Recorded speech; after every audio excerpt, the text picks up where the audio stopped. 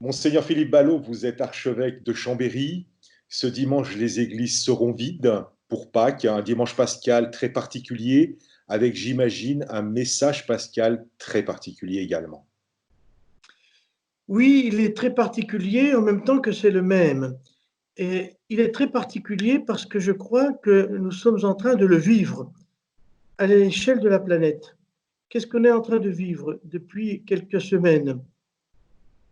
Une sorte de vendredi saint, une sorte de limitation de nos capacités, de notre vie, comme si on nous faisait en quelque sorte un peu mourir.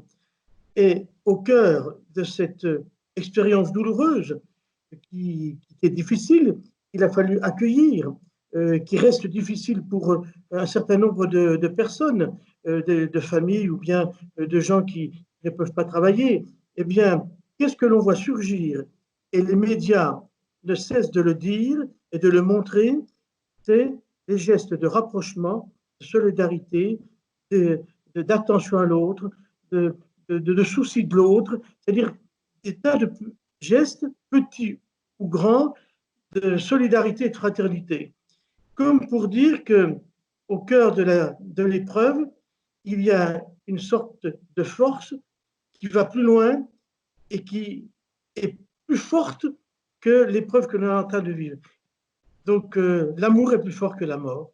C'est pas simplement la vie, pas simplement la vie comme dans la nature. C'est l'amour est plus fort que la mort. Je dis, mais vous êtes dedans, vous l'expérimentez. Pour les familles qui sont confinées, il va falloir qu'elles soient, je dirais, intelligentes, imaginatives pour fêter Pâques cette année.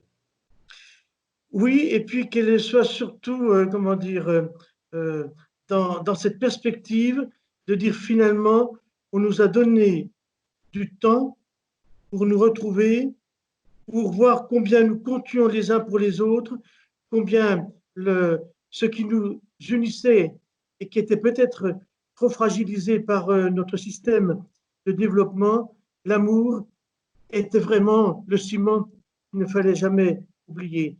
Et que, au feu d'elles-mêmes, toutes ces familles, ces personnes qui peuvent être dans la difficulté pour le traduire, qu'elles puissent se dire, il y a toujours quand même cette force qui est plus forte que tout. Parce que ce qui restera de leur vie, ça sera ça.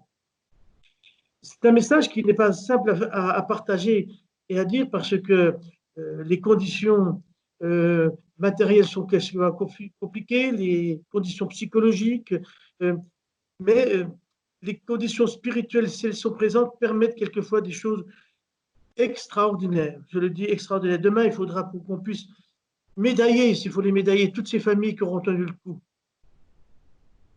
C'est votre message pascal. C'est une partie de mon message pascal, bien sûr, c'est le centre. C'est le centre. Et vous voyez, quelqu'un va aussi vivre euh, une bénédiction tout à fait particulière, c'est le pape François. Unique dans l'histoire, il va faire sa bénédiction pour la ville de Rome, Urbi, et le monde entier, Orbi, devant une place Saint-Pierre vide.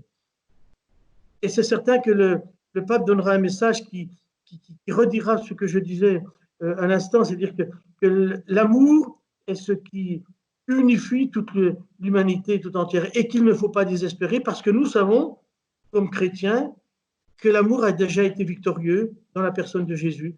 C'est le premier signe de cette humanité unifiée, réconciliée, où la fraternité l'emporte sur tout.